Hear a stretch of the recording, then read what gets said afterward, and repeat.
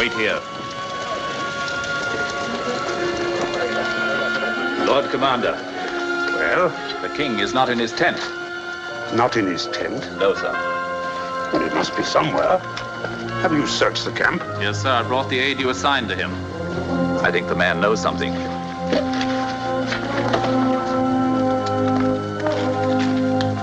That is the man, sir. You were assigned to attend the king? Yes, sir. Where did he go? Sir, I cannot tell you. As your commander, I order you to tell me. The king pledged me to silence. Where is he? He went with a scouting party. Scouting party? What scouting party? Every night, so we send out small patrols to test the walls of the city. And tonight? Tonight, the waterway under the north wall. A patrol of 20 men under Captain Uriah. And you let him go? I could not stop him, sir. We had finished the dispatches. The king stood in the mouth of the tent as the patrol went by. He looked after them, and suddenly he took up a sword and followed them. Take 100 of your best men and go after them. Sir. To arms, men! King. Iron 100! To arms! King of all Israel, out there in the darkness exposing himself to the enemy. Crawling on his belly like a common soldier.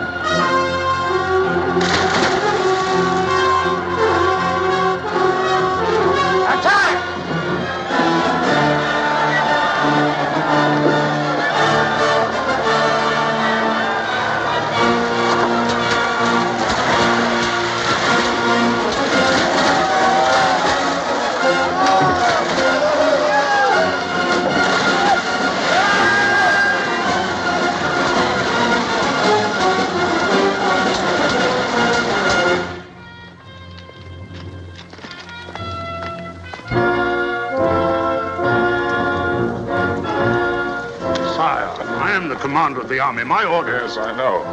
We'll speak of it later. Come in here.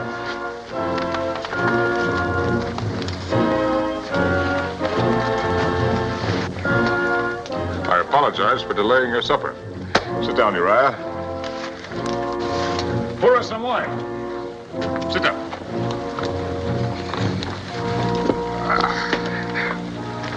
Sire.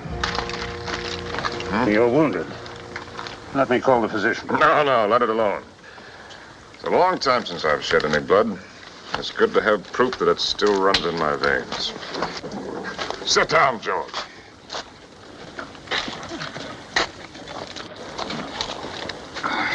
We must decide on our strategy, for Rabbah is well defended. Unfortunately, there are no Joshuas among us to command the walls to fall down. What would you do, Uriah? I can speak for the men, sir. Every man in the army would be glad to die for David. 1,000 dead, perhaps 2. 1,000 vineyards and flocks left untended. 1,000 women wailing on my doorstep. You have a wife, Uriah? Yes, sir. She will come to my door in tears. If I am unlucky. No, it is a certainty. In wartime, the best are always the first to die. Then her tears will be tears of pride. You are too young to know much of women and too brave, whereas I am a coward. A coward, sir? My men go into battle singing an old song. Saul has slain his thousands, and David his 10,000s. That was years ago, when I was captain of 100 like yourself. I was not the king. You will serve me better if you live, Uriah. Come, George. Remain seated. Continue with your meal.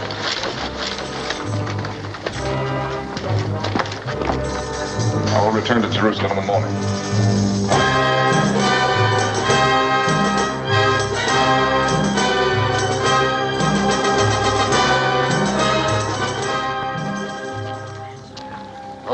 King of Judah and Israel, live forever.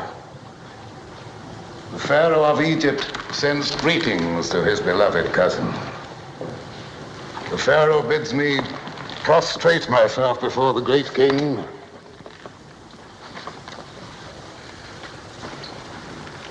and to present this humble token of Egypt's regard. The king of Israel warms himself in the sun of the Pharaoh's regard.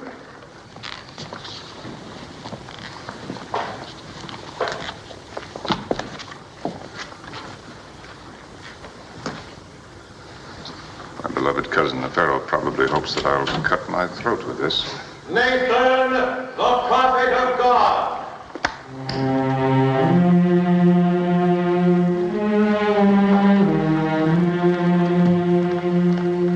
May God walk with David. It is his custom to walk with Nathan. God looks with favor on your plan to bring the Ark of the Covenant into Jerusalem. Excellent. But as to your intention of building a temple to receive the Ark, he has commanded me to say this to you. Thus speaks the Lord. Should my servant David build me a house to dwell in? For I have not dwelt in a house since the day I brought the Israelites up out of Egypt, even to this day, but ever lived in a tent. Have I ever, in all these years, demanded that a temple be built for me? Now, therefore, I say to David, I took you from the pasture, from guarding your sheep, to make you shepherd over my people, even over all Israel. Yes, I understand. God sees no need of a temple. Is that it? That is his word. Very well, I leave such decisions to you. To God, sire. Whatever you like. You may take full charge of the arrangements to bring the Ark here from Baal, Judah. My father, will you hear my petition? Amnon, my son, you need not beg for an audience. You promised me as the heir to Israel all the vineyards north of the Mount of Olives as far as the borders of Ephraim. Yet you have given the large vineyard on the Gibeon Road to Absalom. Did I? Only last month you said it was mine, yet Amnon claims it. I demand only justice. And what does Absalom demand? Justice, too. Then no matter how I decide, I am unjust. The vineyard belongs to Amnon. Thank you, my father.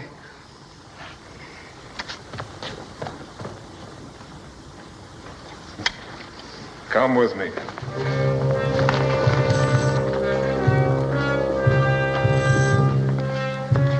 Let's try to understand my problem. Amnon is the heir. He's been anointed. If it became known that I favored you, it would weaken him in the eyes of the people. We both know that he needs all the strength that we can give him. We both know he is not fit to be heir. That I cannot help. You could anoint me in his place. Even if I wanted to, I am bound by the law. With our people, the law is everything. It is in their bones. It's only one vineyard, Absalom. I'll give you your choice of my own holdings. I want only what is mine.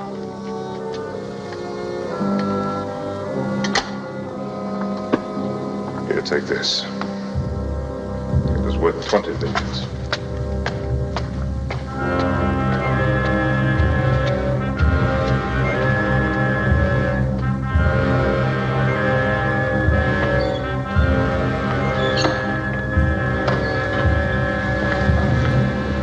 Michael, I did not expect to see you here. Does my presence displease the king? Of course not. You're always welcome. If the sight of me is so welcome, why haven't you come to my chamber since your return? I had much on my mind. Yet you found time to greet your other wives. I was the first. And now I'm the last. If you had been with the others, I would have greeted you too. You remain aloof by your own choice. There was a time when you thought well of my aloofness.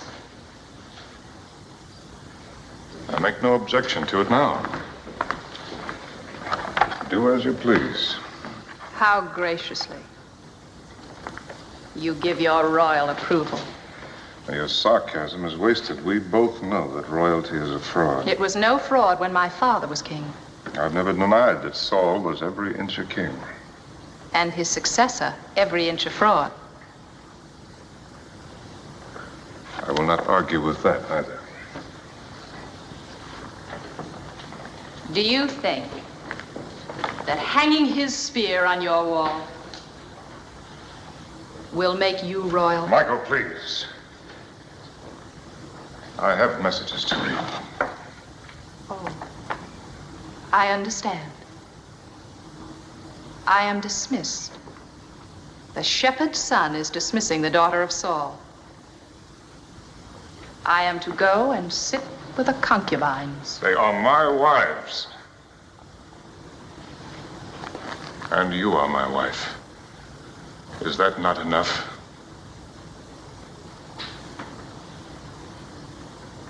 Why did you marry me, David? Why? Because I loved you. You lie. You have never loved anyone but yourself. David, meaning beloved. David, the beloved of David. Whatever you say. My love was wasted. You had no need of it. Is your memory so short? I had great need of it once. I begged you on my knees, but you deserted me. You refused to follow me into exile. You even dishonored your vows and let your father marry you to another. Against my will. You can say so. I cannot help thinking that real love would have fathered a stronger will. Then why did you take me back? You might have guessed.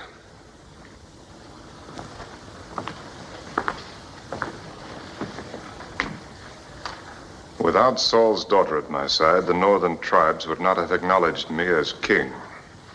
By taking you back, I made Israel one.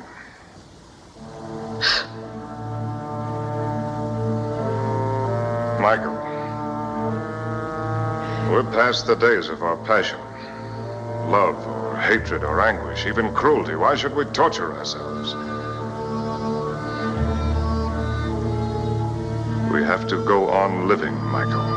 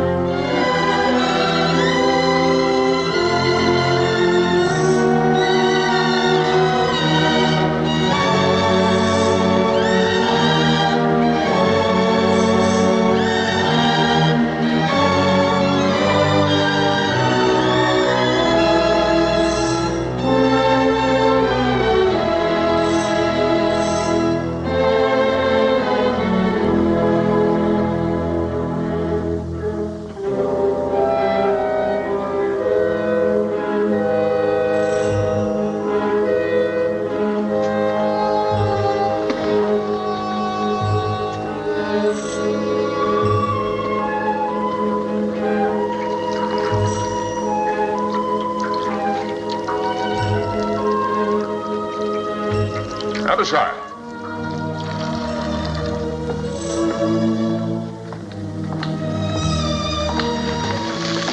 There's a house. Over there. Under that big terebinth tree. You know it? Yes, sir. The house of Uriah the Hittite.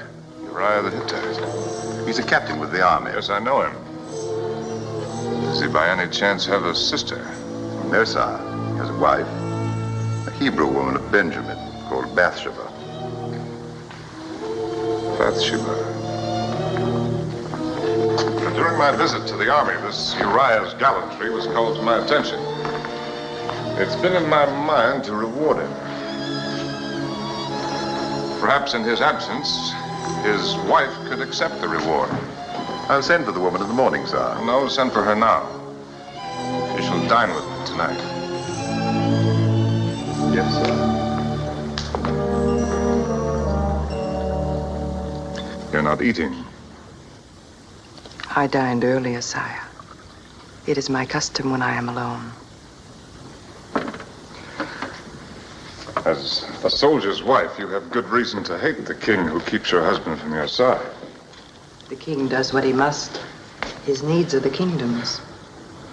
Not all of them.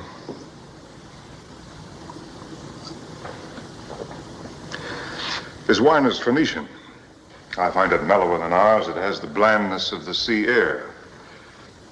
Have you ever visited the coast? No, sire. I lived for several years among the Philistines. The cold people like their sea. We Hebrews are of the desert. We breathe its wind and our blood runs hot with it. Our emotions are fierce like the desert wind. We worship our God fiercely. We love fiercely. We feel sorrow fiercely. Even the lesser sorrows like the absence of a loved one. Has Uriah been away for long? We have been married 7 months. Of this time, we've been together 6 days.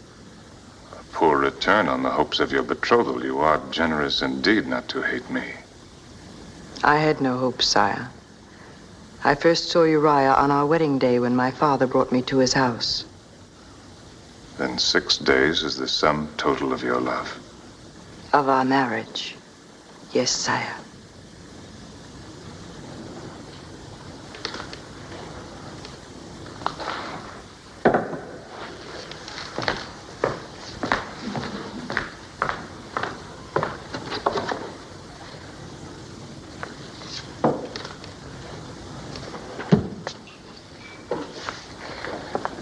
One of the vanities of kings is that they think virtue can be rewarded with a bauble. Our God must laugh at the spectacle of unvirtuous kings, hanging bits of rock and metal on virtuous men.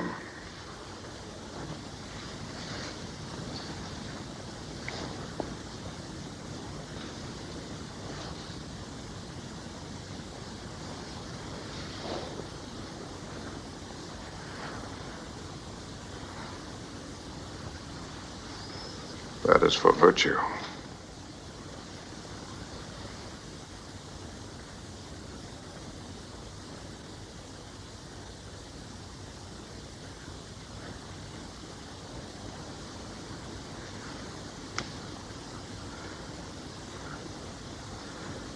Now you understand why I sent for you.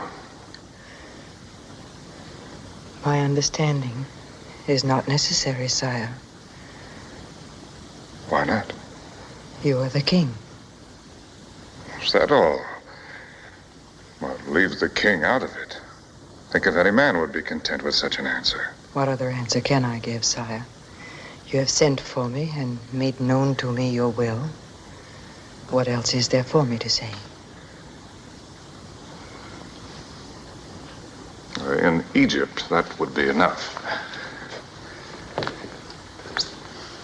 There, the Pharaoh has certain rights he can command, but even if I had the right, I've never used my power to take anything by force.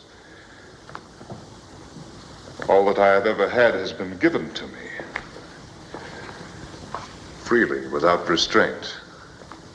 Even Israel, I refused the throne until every elder of every tribe had come to me and begged me to take it. It's been a kind of pride. My pride, never to force myself on anyone. So I said nothing to you until you told me that there is no love in your marriage. Yes, you told me that. And so did Uriah. His dream of glory is his wife in tears. You'd better go.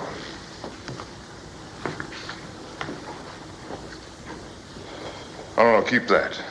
It's only a stone, but you lend it beauty. course, Uriah's a fool. When I looked on you from my terrace tonight, I knew that every future moment spent away from you would be a moment lost. Yet he's found only 6 days for you in 7 months. The perfume of his beloved is the stink of war. Does he think that a man was made only for the agony of battle? Does he call that manhood? Has he no blood, no heart?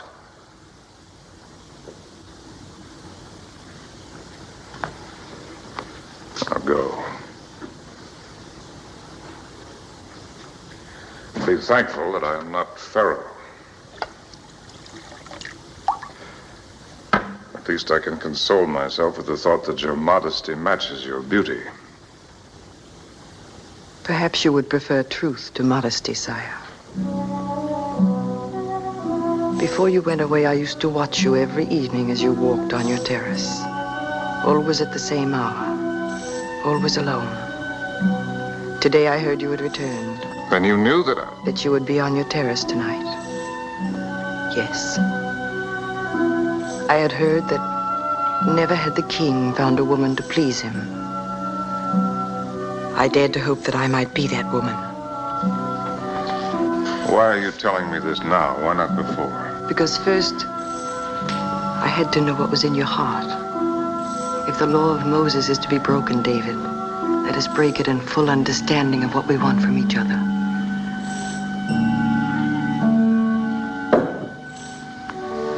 No, please. I'm not finished. There are women you could send for and send away again.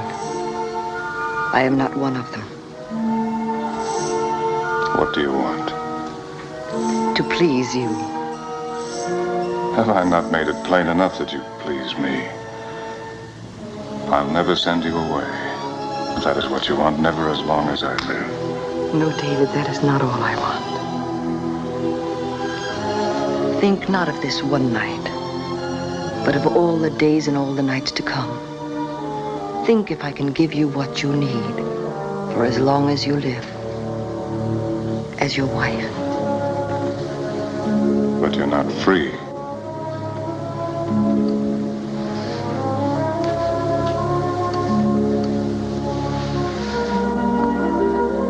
If I were free. A king is not supposed to need anything. Only a fool would suppose that. Well then, friendship. I had a friend once, but I destroyed him. The others who call themselves friends, I never see their eyes, only the tops of their heads as they bow to me. Their hands are extended to me, but palms upwards for favors. Even my own sons. Will I see your eyes, Bathsheba? You will see them. And my hand will be in yours. That much is easy, David. I'm only a man, Bathsheba. I need someone to understand that. I need the kind of understanding that only one human being can give to another. I need someone to share my heart. The man I watched from my window was not the king, but a man whose heart is well worth the sharing.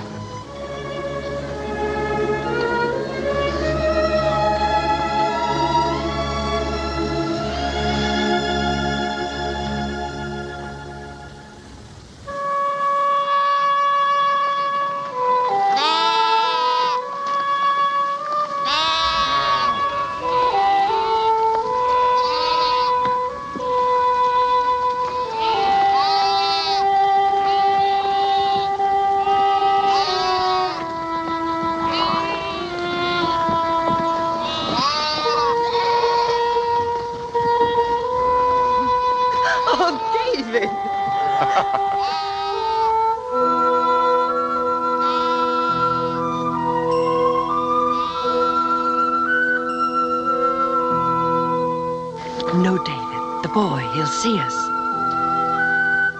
No matter. Shepherd boys learn early about life.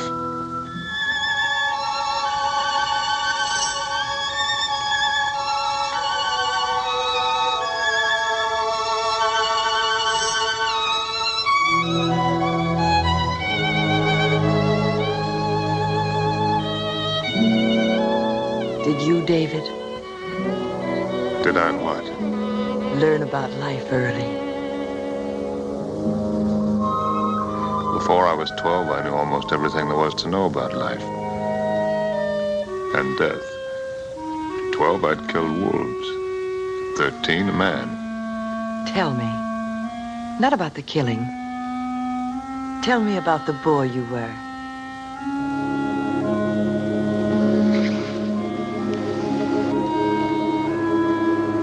Couldn't be of any interest to you. A woman is interested in everything about her man. Particularly in what he was before she knew him. Well, there's not much to tell. I was a shepherd like thousands of others in Judah.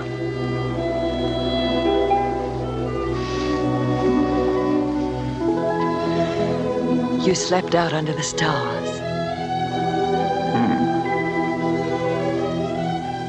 Did you dream, David? What did you dream about? Surely a man is entitled to the privacy of his dreams. Then they were of women. Naturally. A whole procession of them. And every one of them ravishingly beautiful. I'm jealous of every one of them.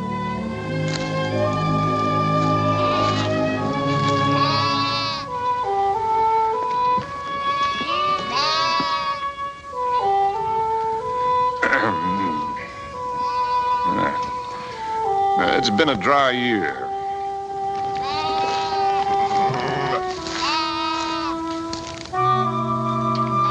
The shepherds had driven early to the wells. Once when I was a boy, we had a year when even the wells went dry. By midsummer, we were slaughtering sheep, saving only the ewe lambs. That was the year that I fought the wolves. Tell me. No, they've been made desperate by hunger. I fought them for 8 hours with my slingshot. In the morning, 6 of them lay dead. And you were only a boy. Well, I was quite a hand with a sling. Here, I'll show you. May I try your sling?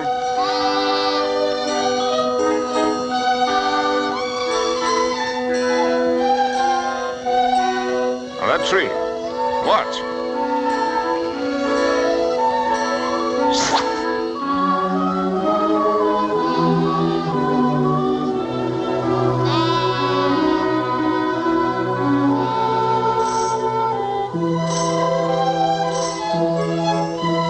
Very well, if you think that you can do better.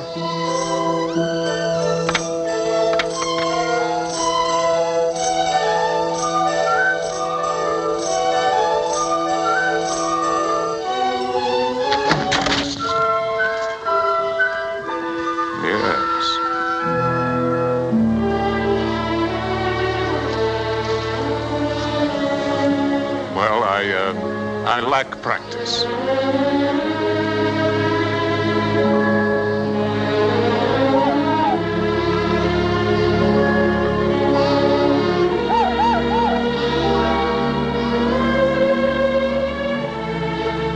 David, did you really kill Goliath?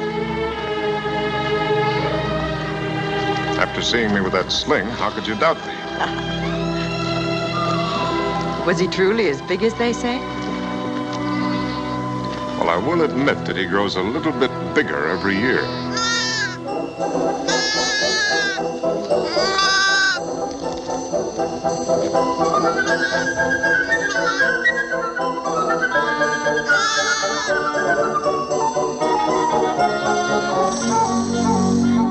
A new life.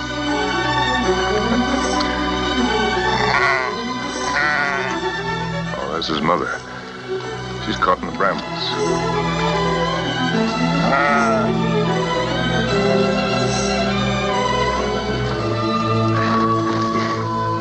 I'll give you some help.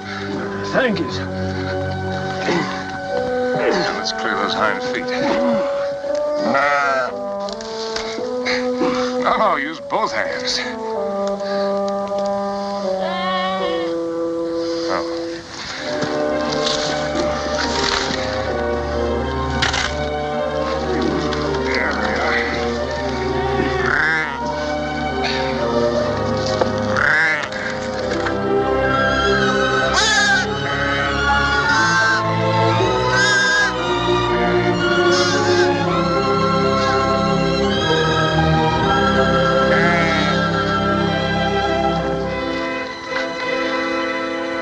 An old soldier, sir. I fought for the king. David?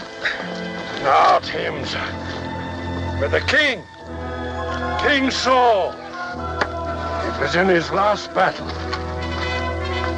There, at the Mount of Gilboa. It's peaceful now. Good grazing for the flocks, though we lack rain this year. But that day it rained blood. Yes. I saw the king die. Saw him fall on his sword when he knew the battle was lost. Tell me, did you also see the king's son die? Jonathan. Yes, sir, I did. You see that rock that juts out from the face of the mountain? The big one, with a sun on it. Prince Jonathan stood there with a loyal friend on each side of him. He fought there the livelong day. His friends went down, but still he fought against tens, then against hundreds. They overwhelmed him. Those Philistines and their brass and heathenish helmets. It was a black day for Israel.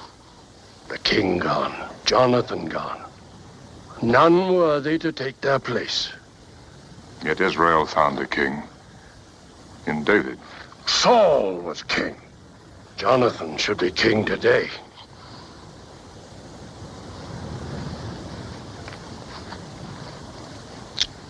Here.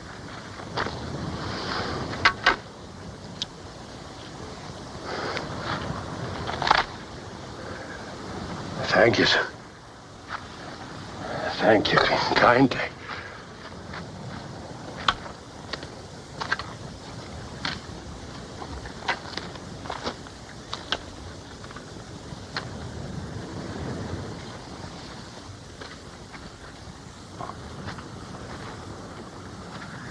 David.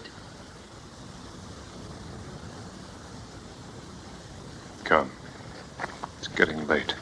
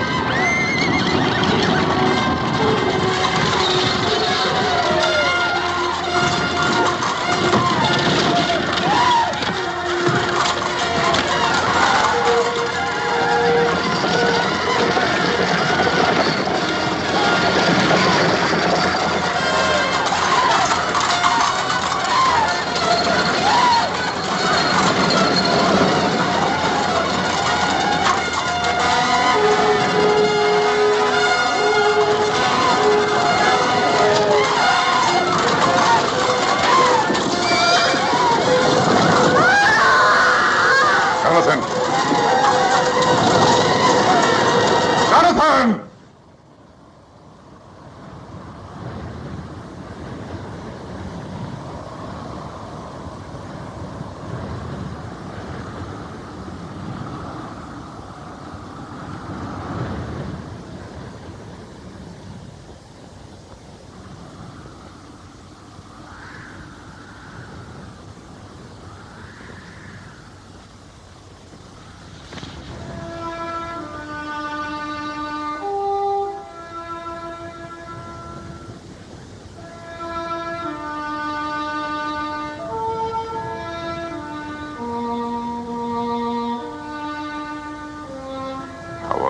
Fallen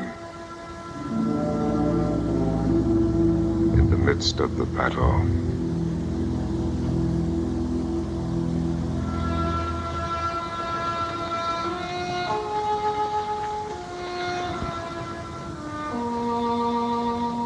Oh, Jonathan,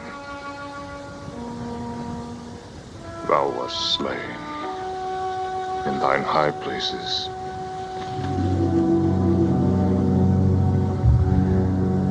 I am distressed for thee, my brother, Jonathan.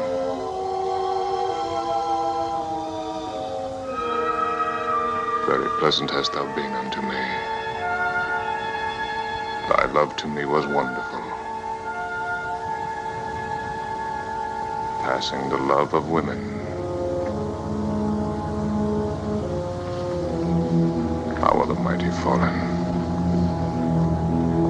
and the weapons of war perished.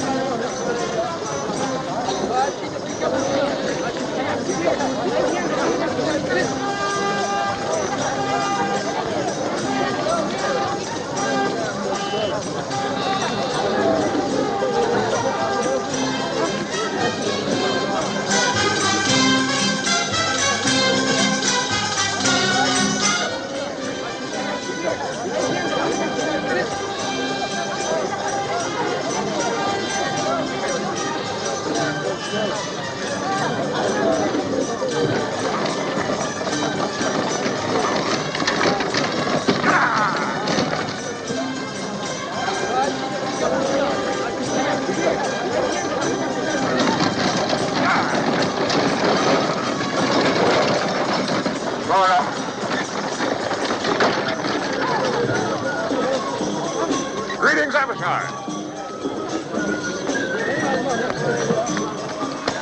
I received your message. Am I in time? Yes, sir. Even now, the caravan approaches Jerusalem.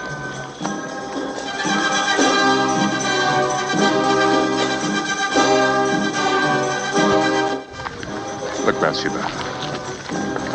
The Ark of the Covenant. The shrine that has traveled with our people through all their wanderings. I'm bringing it here to its proper home. Get in, Abishai. I'll go down to meet Nathan. You'll take Bathsheba to her house. I beg you!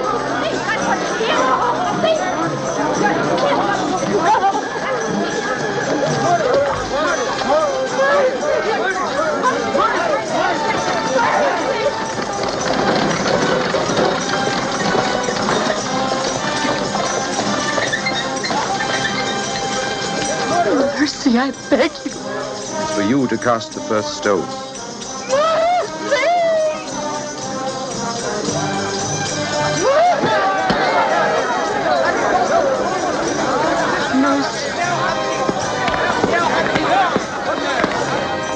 Adulteress, sire. She betrayed her husband in the arms of another. She was judged and condemned under the law. Go. Take her home.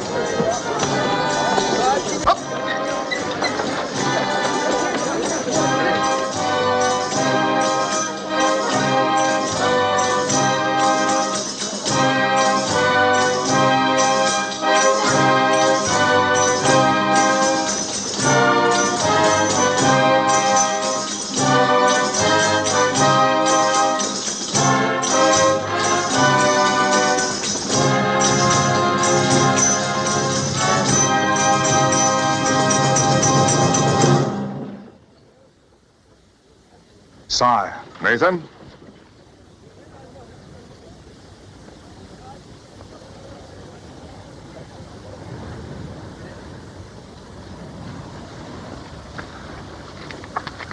God's design is a strange one, Nathan. Consider how this box of wood has outlived the flesh that made it, and preserved it and venerated it.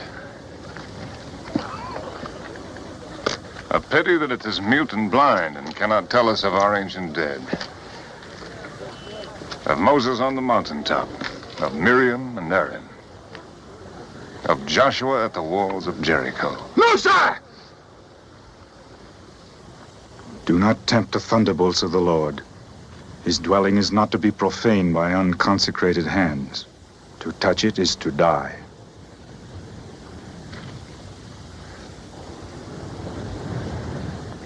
As you say, Nathan.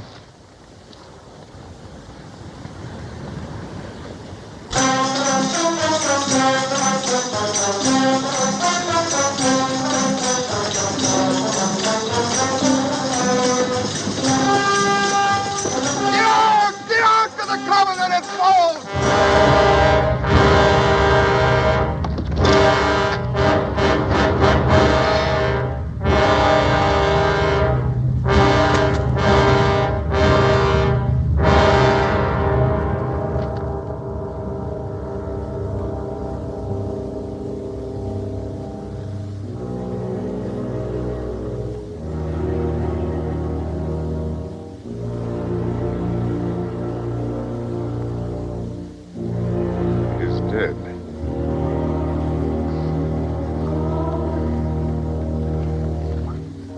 Take heed and bear witness to what they have seen, that the people may know the will of God. The time is not right for the entrance into the city. Unhitch the oxen. Let a tabernacle be erected on this spot. Let the ark remain here outside the walls until God has signified the appeasement of his wrath.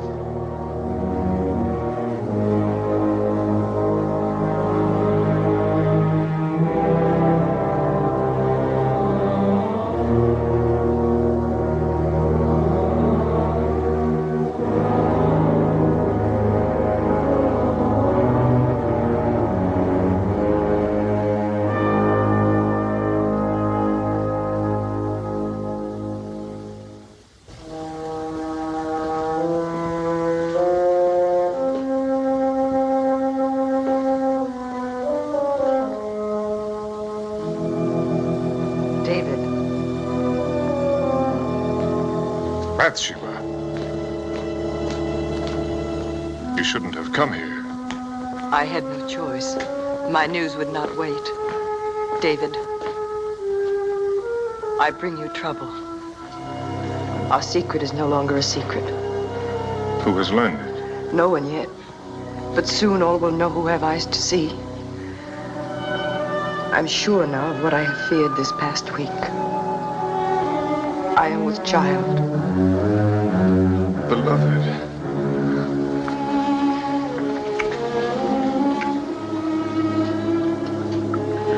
No need for tears. You bring me only joy. What man would not be happy to learn that his wife will give him a child? I am not your wife. You are my only wife. Please, beloved, do not be afraid. I am not afraid. Soon enough, we must all go down to Sheol. My tears are for our child who will never see the light. Bathsheba, listen to me. You will not die. The law says that I must. They would not dare. I am the king. The Israelites have had kings for less than 50 years. They've had the law of Moses for hundreds. Then I will give them their kingdom. You and I will flee into Egypt. No, David. Your life is marked out on a certain course. Even you cannot change it. It is God's design.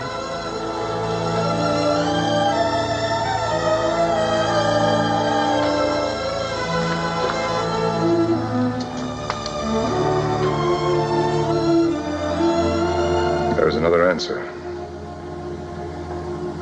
Uriah. Uriah is a soldier. Soldiers die every day in battle, and not always by enemy hands. No, David. Even our love could not bear the burden of such a crime. The crime lies in the chance that I was born a Hebrew. In any other nation on earth, Uriah's life would be forfeit. It would be no less a crime.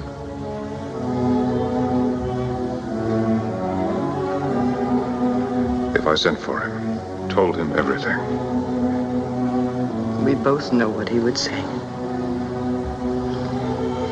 Yes, honor is everything, charity nothing. For the sake of honor, blood must flow, lives must be ruined, humanity denied. I can see Uriah now, hurrying to the gate, eager to be the first to cast a stone. Sire.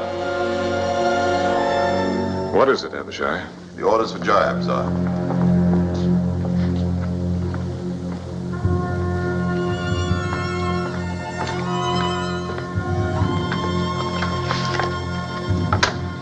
Yes.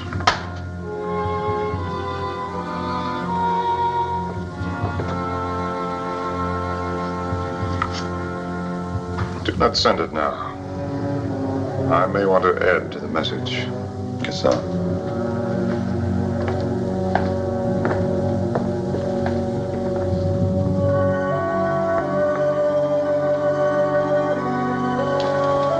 There's another way. Perhaps it will solve nothing. But at least it will gain us time. If Uriah can be made to believe that the child is his, But he has been away almost a year. I will send for him to report on the campaign. He'll be here in Jerusalem one night, perhaps two. Called me your wife. The law calls you his. That is not worthy of you, David. It tears my heart to suggest such a thing. But it is your life, beloved. Your life. It is shameful what you ask. There is no shame too great. No act so vile that I would not commit it. Save my love.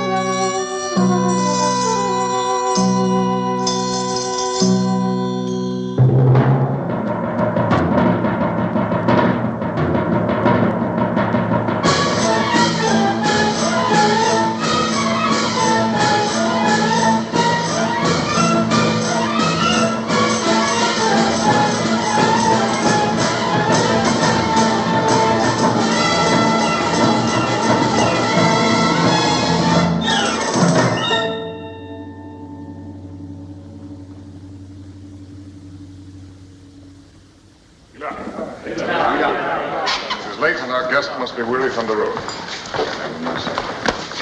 Come here. Perhaps now, my son, it is many days since we've seen you at the palace. I've been in Judah, sire, tending to my vines. And do you expect a good yield from your vines? I have no reason to be dissatisfied, sire. In such a bad year. You're to be congratulated. I should like a word with you in private, Uriah. I'm at my king's service. I will not keep you long. You must be eager to go home. To your wife. You say the attack is planned for the day after tomorrow. Yes, sir. Job is confident that it will meet with success. He promises you rubber within a week, sir. With your permission, sir, I plan to return to camp early tomorrow so that I may lead my 100 into the battle. As you wish. Abishai will have dispatches for you to carry.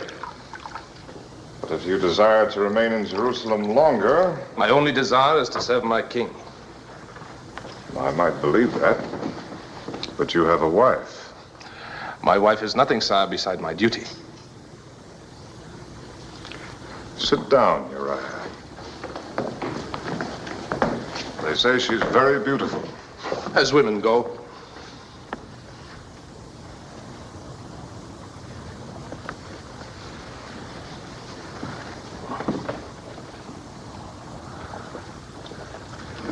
A woman does not always share her husband's devotion to duty. Have you ever tried to think of things from her point of view? No, sir. But supposing her wishes and yours come into conflict? A woman's wishes cannot conflict with her husband's, sir. That is the law. The law? The law can only control what we do, not what we think. What does your wife think, Uriah? I do not know, sir. Is it possible that you believe that she does not think or feel? A woman is flesh and blood, Uriah, like us. Perhaps even more so, because we give her so little to think of but matters of the flesh. In all our history, only a handful of women have been permitted to write their names beside the men. Miriam, Deborah, Jael, perhaps one or two more. A woman's occupation is her husband. And her life is her love. But if her husband rejects her love, if he puts another love before it, if he denies her the only meaning that her life can have, is it not understandable if she seeks a meaning for it elsewhere? With another man? Yes. If she does, she breaks the law. But if her husband feels pity for her, under the law, he is the one who must condemn her. Then it is doubly his duty to be sure that the law is obeyed.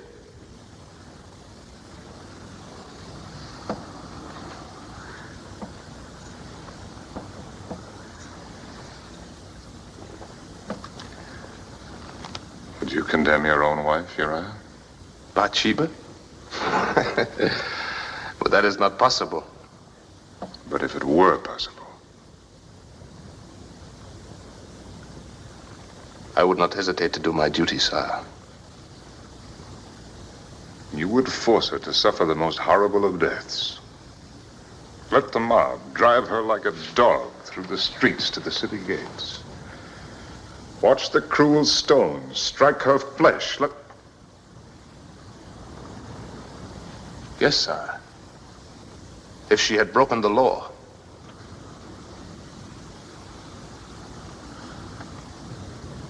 I've kept you too long from your bed. You may go. Sire, will you grant me a boon? What is your wish?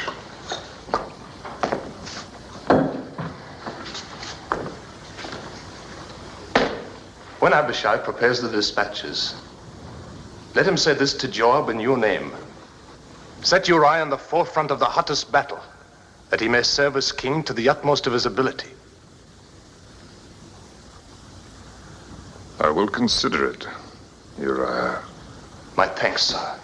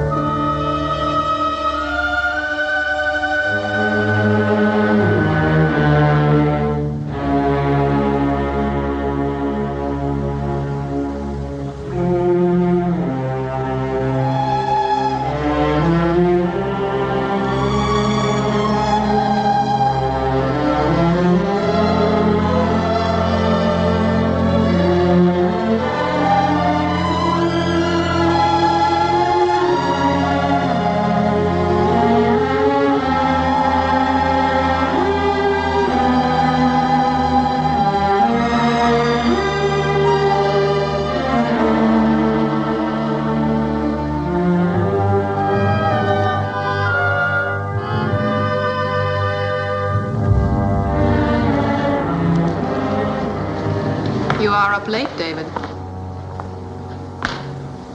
So are you. I thought I might be of comfort to my husband. It's a terrible thing to know that your beloved is in the arms of another. Do not trouble to lie. You see, I know your secret. Yours and the Lady Bathsheba's. You know nothing. The lady has servants. Servants tell things to other servants, and they in turn tell them to their mistresses. So the daughter of Saul concocts a fantasy from servants' gossip. Bathsheba's condition is no fantasy. And the child she carries is yours. Oh, my husband. I guessed at once why you had sent for Uriah. Only David would have thought of it. A clever trick, worthy of the son of goatherds. Get out. You cannot save Bathsheba now. Your scheme has failed. Uriah has not been to his house all night. Even now, he sleeps here in the palace with the officers of your God.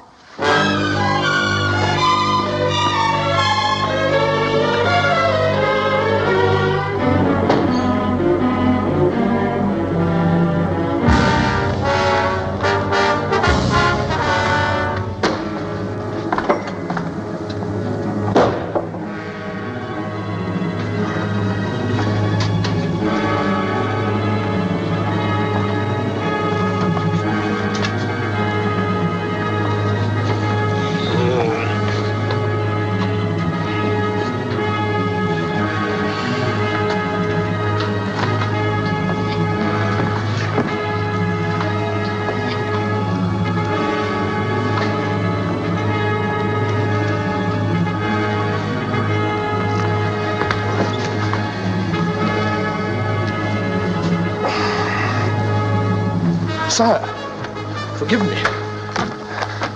I have slept late. I told you to go home. I ask your pardon, sire. I could not go to my wife. Why not? It's a matter of my own worthiness. Perhaps you will consider this foolish, but when Joab told me I was to come to Jerusalem, I swore an oath on my sword. I swore that while the army still slept in tents, while Rabbah still stood in defiance of God's will, I would deny myself the comforts and the pleasures of my own house. I would keep myself clean for battle as if for entering the tabernacle of the ark. I'm sorry if I have offended my king.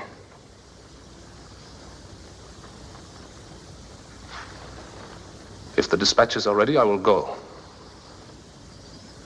You fool. You stupid, blind fool.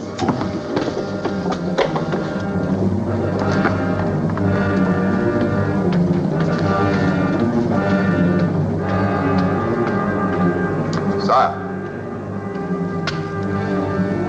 Dispatches for Joab, sire. Dispatches. Shall I give them to Uriah?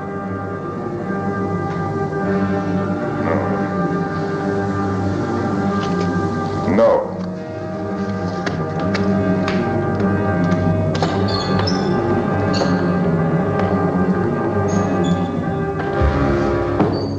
There is an additional order.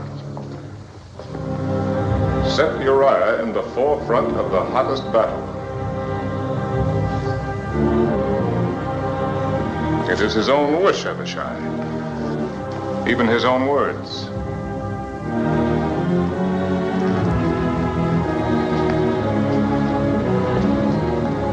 Is that all? No.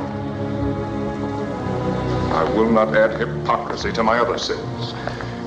Even if Joab should understand what I intend, I cannot ask him to share the burden of my guilt. Here is the order. Set Uriah in the forefront of the hottest battle and retire from him that he may be smitten and die. Yes. When it is finished, seal it and give it to Uriah. Yes, sir.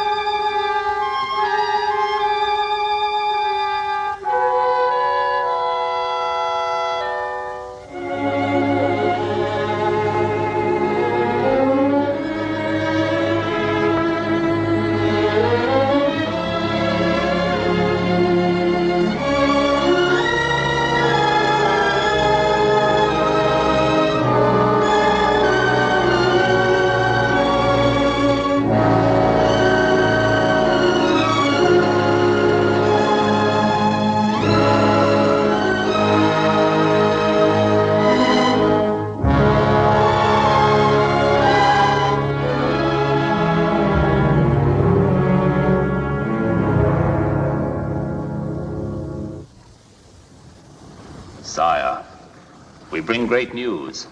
The walls of Rabbah have been breached. When we left, there was fighting in the streets of the city. Joab bids me urge you to come to Rabbah with all speed to receive the surrender of your enemies.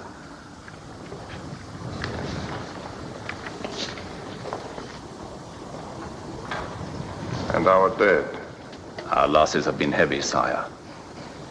Of the captains of 1,000, Abimelech, the son of Jerubbaal, and Heled, the son of Ikesh. Of the captains of 100, Hezro the Carmelite, Egal, the son of Zelik, Ittai, the son of Ribai, Abiel, the Arbathite, Eliam, the son of Reuben, Shammah, the Harodite, Uriah, the Hittite, Bani, the Gadite, Asmaveth, the son of Eli, and many more are wounded. How did Uriah the Hittite die? There was a mistake in the order, sire. Uriah advanced too far into the breach and was cut off from his command. When you have eaten and rested, prepare to return to Rabbah. I will ride with you. Sire.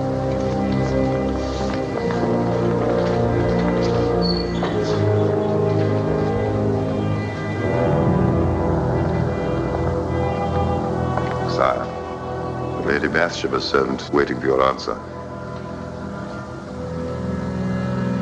Go to Bathsheba. Tell her that Uriah is dead. Tell her to prepare for our marriage at the end of her month of mourning. Will you not go to her yourself? No.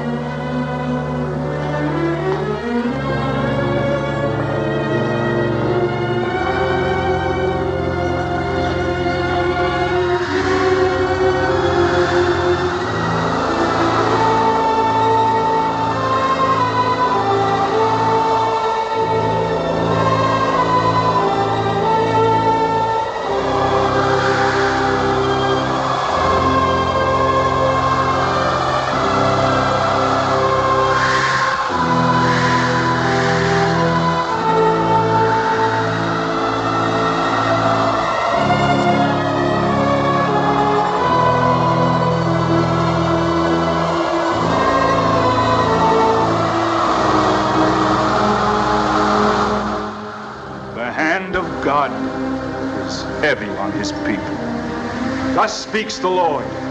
I will withhold the rains and cause the fields and vineyards to dry up and the flocks to grow thin. I will waste the land with drought, the people with famine. Yea, I will smite Israel for its sin against me. Woe unto Israel! Woe unto my people who have sinned. What sin, Nathan?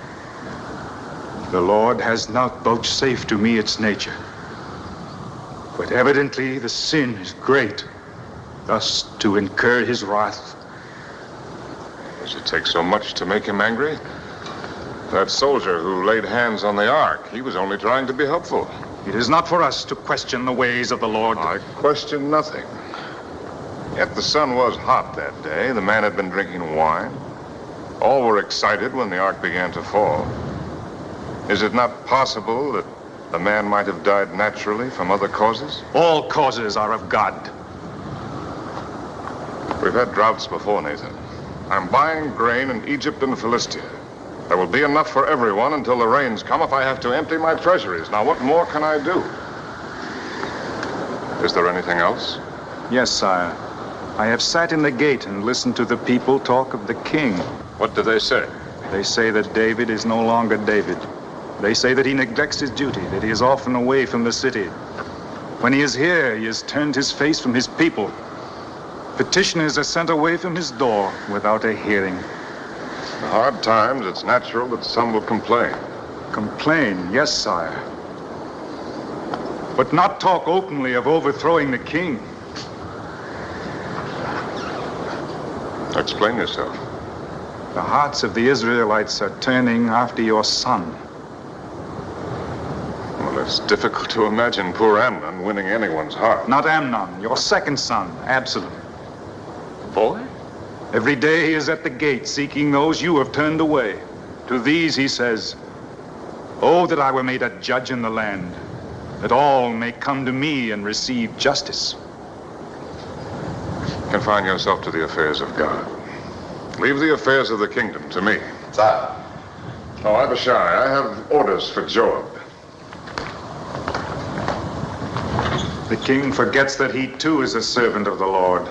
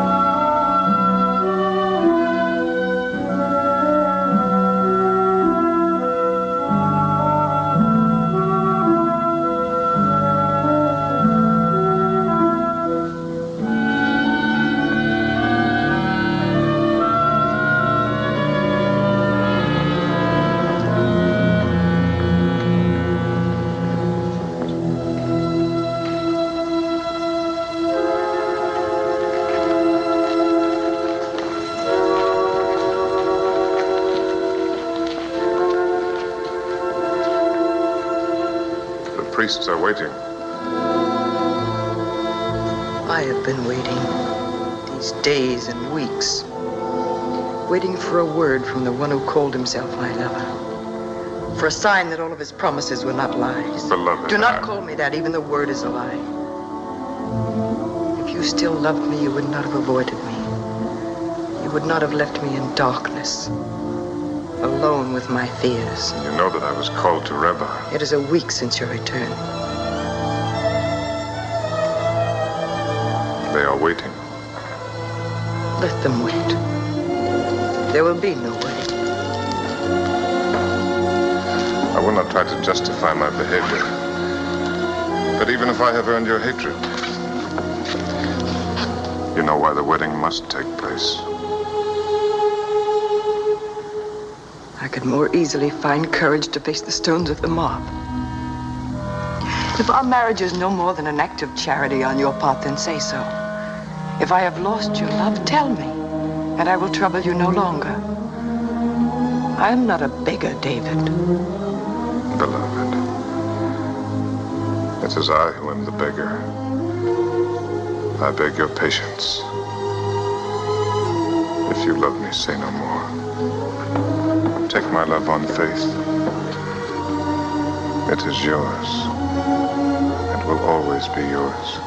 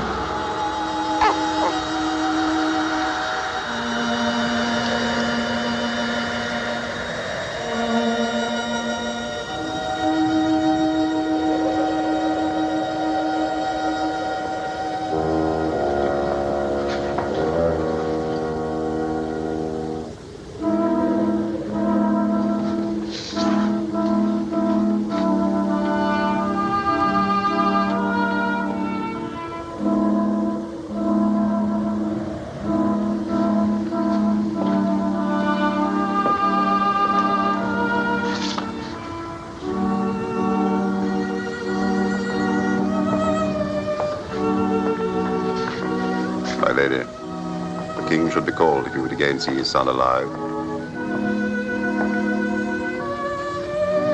Call him.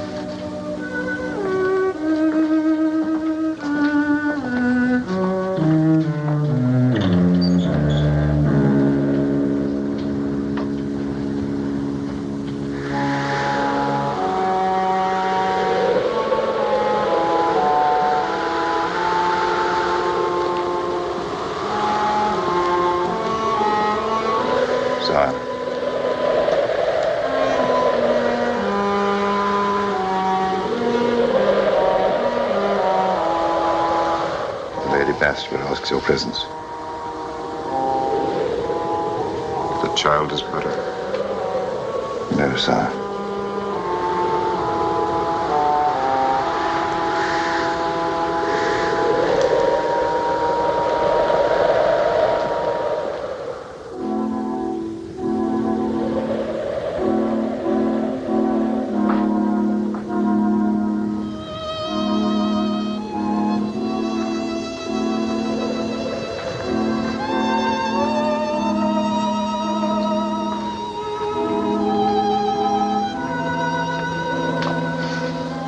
Physicians can do no more. They say he will die. I know. I have known it these 7 days. I have lain in sackcloth on the earth. I have fasted. I have tried to pray. My prayers were only words going out into emptiness. They fell on no ears but my own.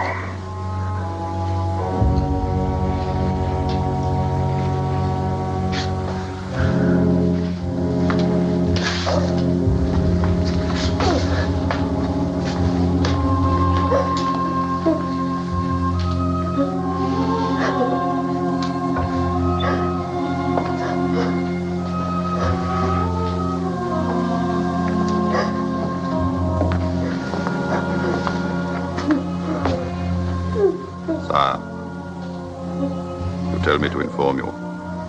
The ambassador from Egypt has arrived. Shall I send him away?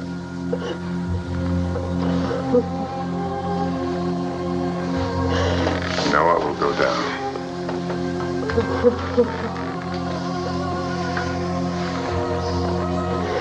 The time for grieving is past. Will it bring my son back if I mourn for him? No, I shall go to him. But he will not return to me.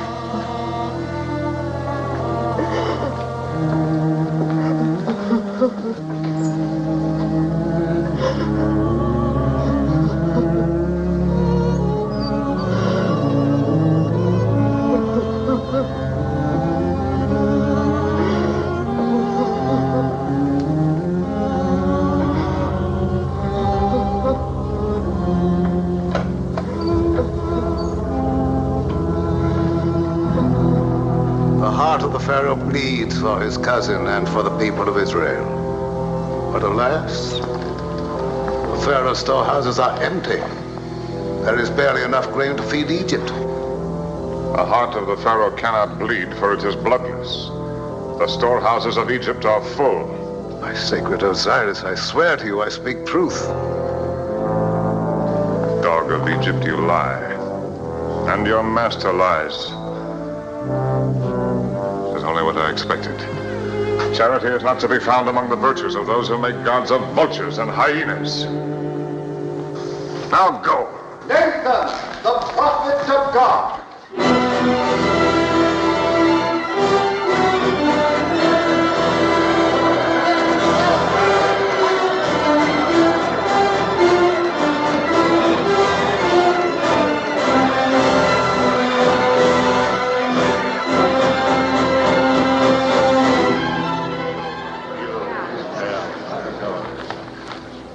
I come on a matter of justice, sire. Hear and render judgment.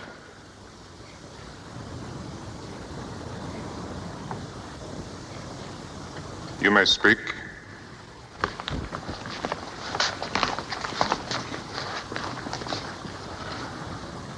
There were two men, one rich and one poor.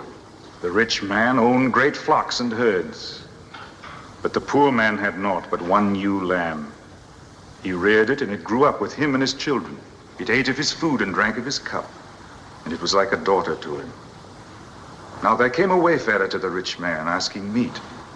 But the rich man did not take of his own flocks to feed his guest. Instead, he took the poor man's one ewe lamb and slew it and prepared it for the wayfarer. What is your verdict upon this man?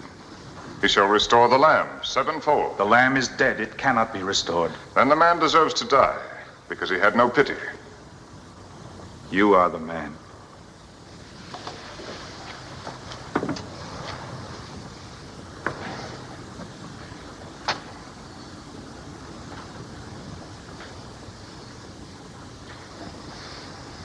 You have made me pronounce sentence upon myself.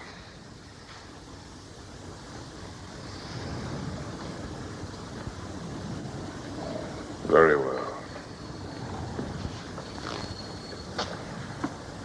It is done. And there is no appeal. It is the will of God, and I accept it. Gladly. It is not his will that you should die, David. Worthy or unworthy, you are his anointed. Through Samuel, he chose you to lead his people. Your labors in his behalf are still unfinished. But you cannot escape the punishment of the Lord. I have not escaped it.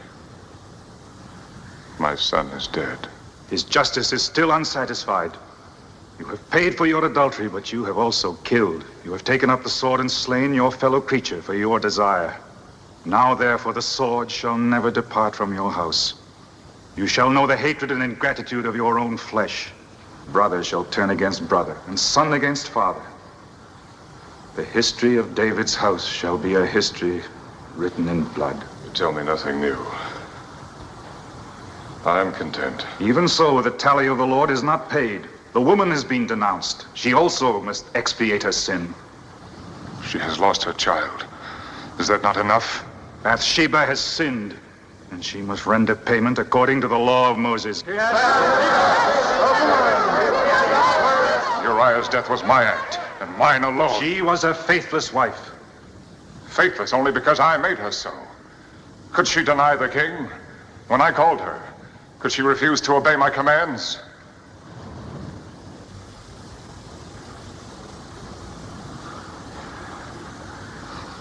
No, she would never lie for herself. And I will not lie for her. But even if she sinned, she has done no evil. She came to me with love and tenderness. She lifted up my heart. She has brought no evil with her. She has brought adultery and murder. She has brought the drought and the famine. She has brought the wrath of God upon Israel. They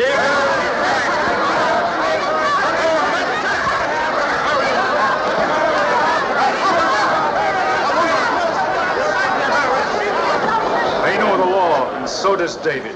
Yes, I know the law. Where are the accusers? Under the law, they must cast the first stone. Where are those who will say that I knew Bathsheba before our marriage?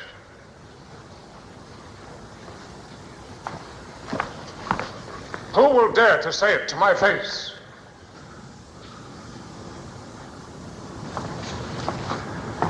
So there are no accusers. You have none.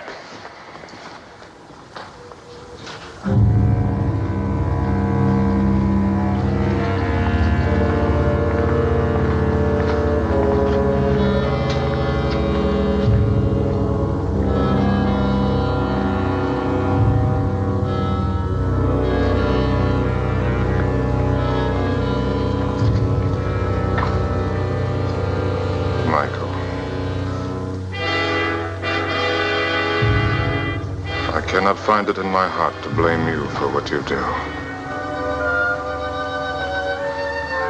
But you, Absalom, my son, have I given you cause to hate me so? Go, David, and bring Bathsheba here to face her judges. You have made her a queen in Israel. It is not fitting that she should be dragged to judgment by the people.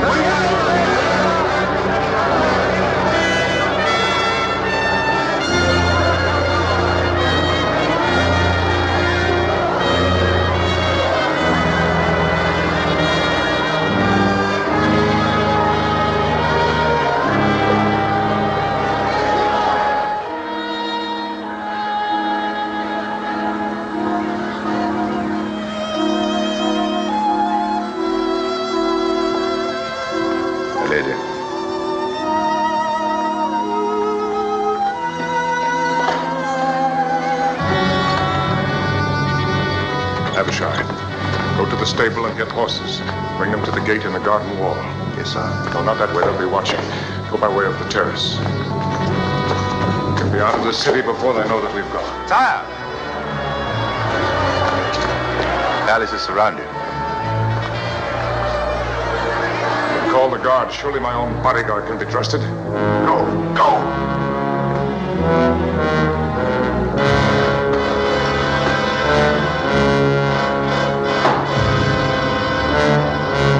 No, David. We cannot fight against the will of God. A God who punishes the guiltless. I am not without guilt, David.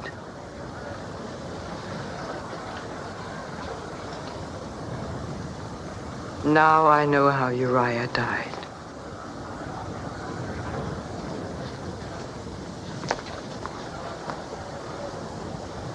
I think I really knew before our marriage.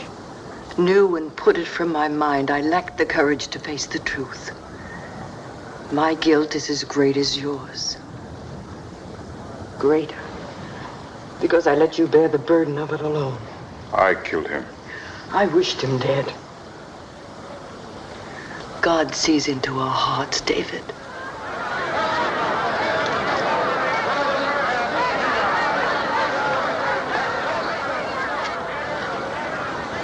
I am ready.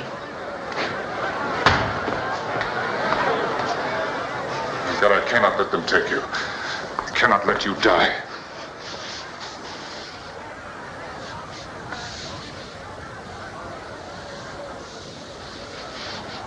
David? Yes, love.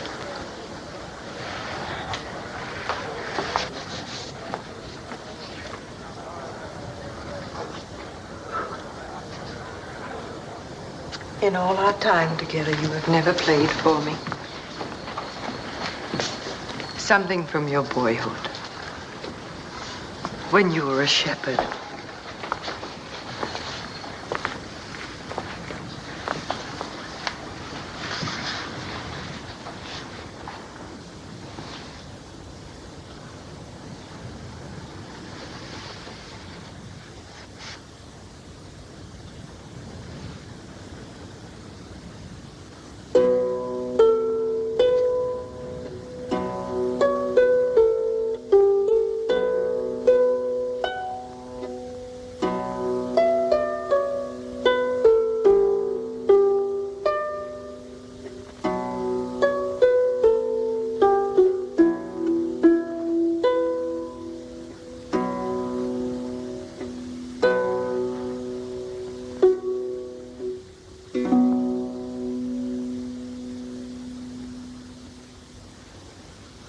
Is my shepherd.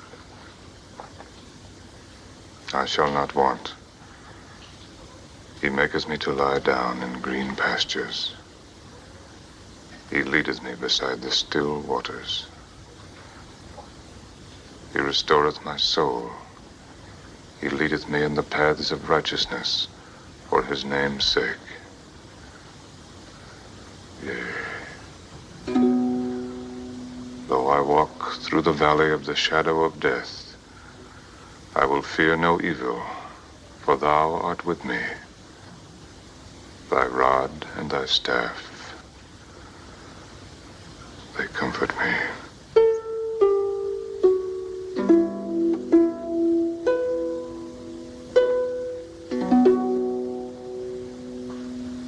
Thou preparest a table before me In the presence of mine enemies, thou anointest my head with oil. My cup runneth over. Surely goodness and mercy shall follow me all the days of my life. And I will dwell in the house of the Lord forever.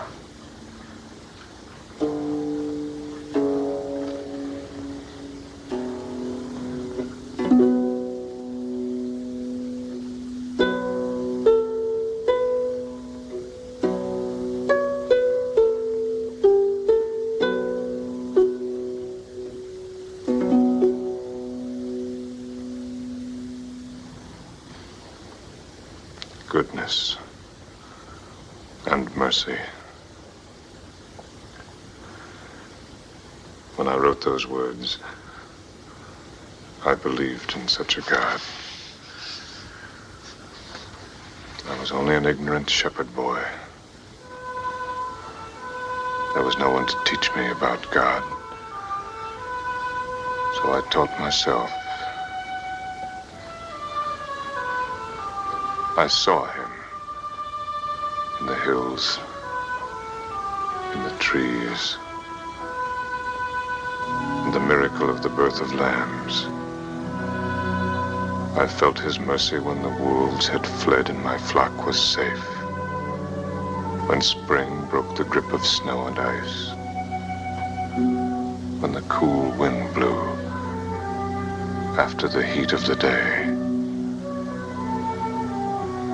I saw his splendor in the flowers blazing on the hillsides, the stars burning in the sky, and knew his hand in everything.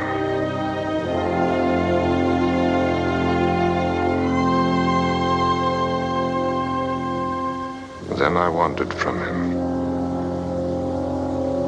I tried to find him again. I had lost him. Somewhere in Saul's court. Or when I roamed the desert in exile. Or in the camp of the Philistines. His image paled in the lights of the cities. And his voice was drowned, quarreling and scheming for the ambitious and the mighty. And now Nathan has found him for me. Not the God of my boyhood days, but a God without mercy. A God who thinks only of his justice.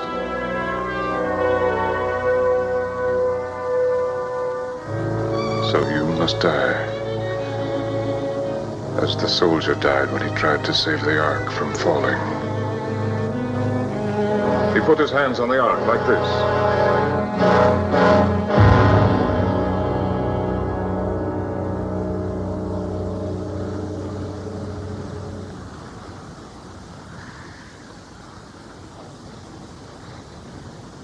You shall not die.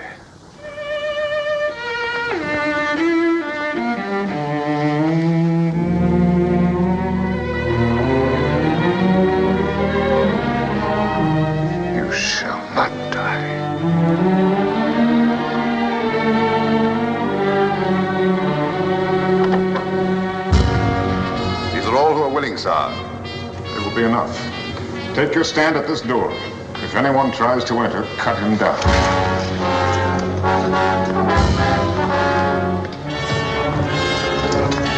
You go to the right door. You to the left. Go to the wall. You go to the stairs. You go to the head here.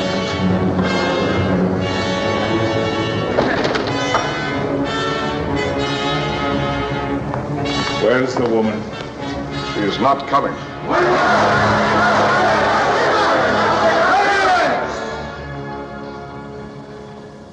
He is the king.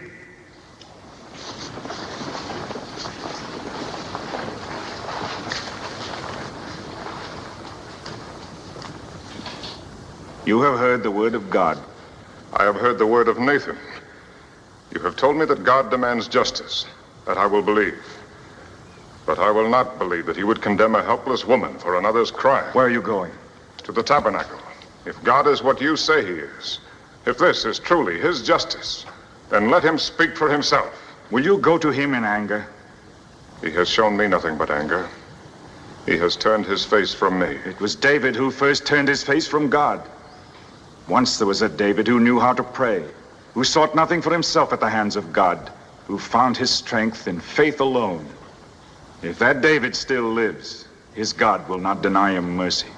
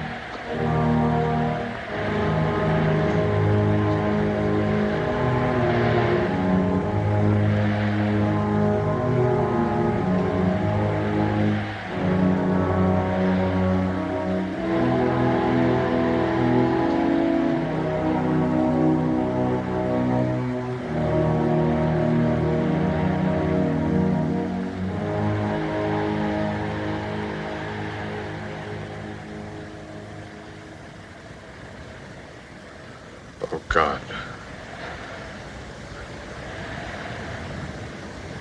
Thou God of my early youth,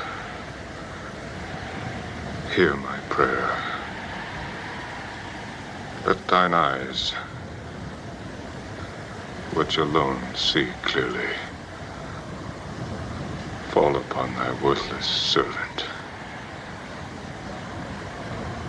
In all things have I failed thee. My life is a waste.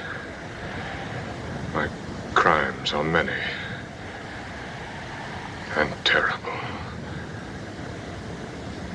To my sons I have bequeathed the evil that is in my blood.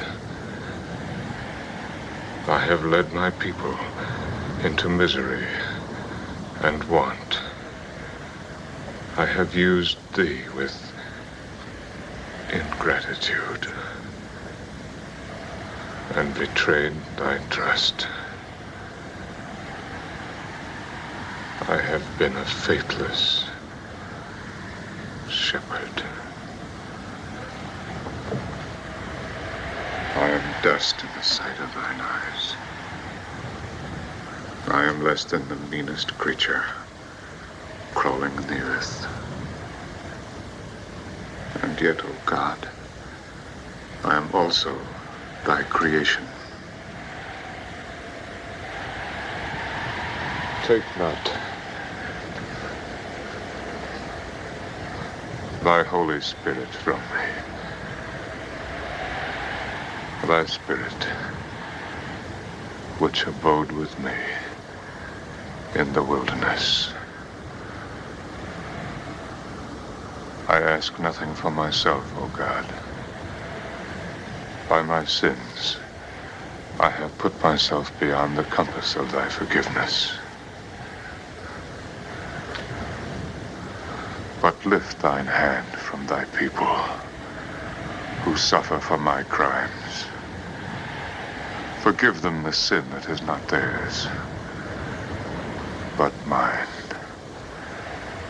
Let the land thou gavest their fathers flow once more with thine abundance.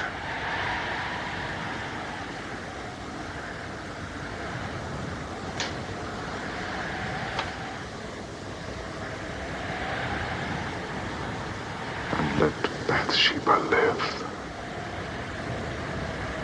to praise thy name and testify to thy mercy. Show her the loving kindness of thy heart. Cleanse her from sin.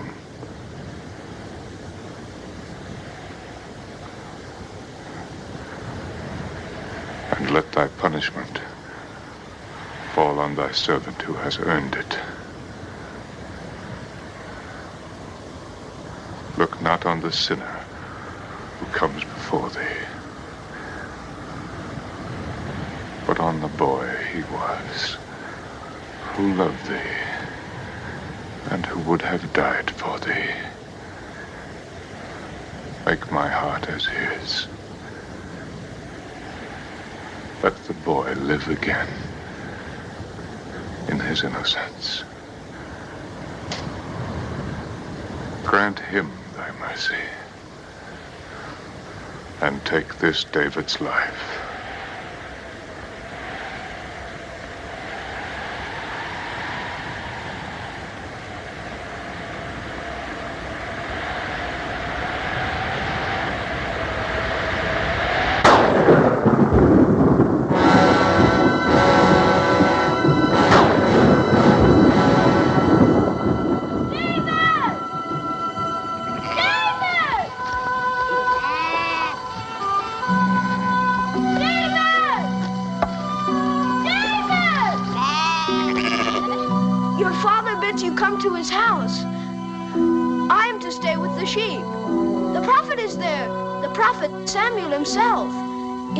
That he comes to choose a king over Israel.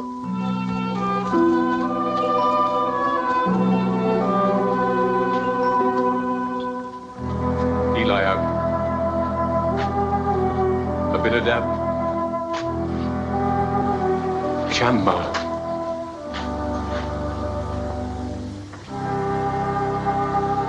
The Lord has not chosen one of these. Any father would be proud of such sons. You do well to feel pride, Jesse.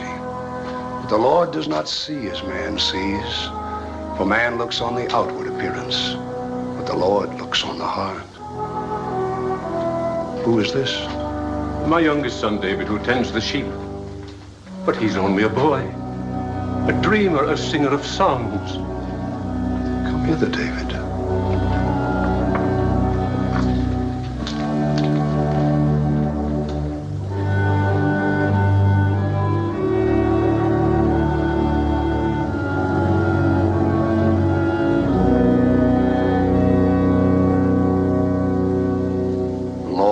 Chosen.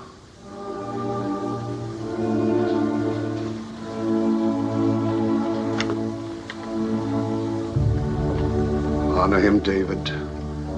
Walk in his light, and you shall serve him as few are permitted to serve.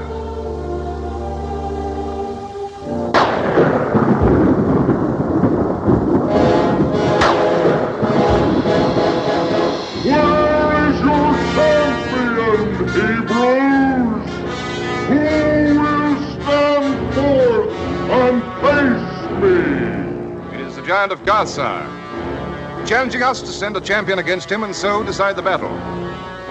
Sire, the men have heard his challenge these 40 dawns. They cower like whipped dogs at his voice. Unless he is met, and soon, our cause is lost. And is there no one in the ranks of Israel who dares to meet this man? Sire, if Goliath were only a man, any one of us would go. But he's like no man born of woman. His height is 6 cubits and a span, and his spear is like a weaver's beam. We are dogs indeed to run before one Philistine. Is there no courage in Israel? Sire, courage alone is not enough. No arrow can pierce the giant's armor. No spear can thrust beneath the reach of his arms. He casts his spear 100 long paces. We call ourselves the chosen of the Lord. Are we to let the enemies of God take Israel because we lack a champion? Sire, I will meet Goliath. Who is it that speaks? Come forward.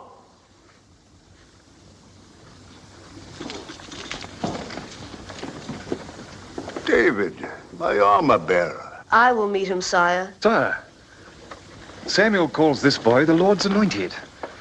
If you let him go down to face the giant, Samuel's prophecy can be proved. Or disproved. David, you may meet Goliath. No, David. Father, he is my friend. Silence, Jonathan. Go, David. With God, David. Is Goliath a dog that you send a boy to meet him? Come closer, little one. Come closer. Come closer, little one. My father, let me go down in David's place. No, Jonathan. Let the Philistine prove the folly of Samuel's prophecy.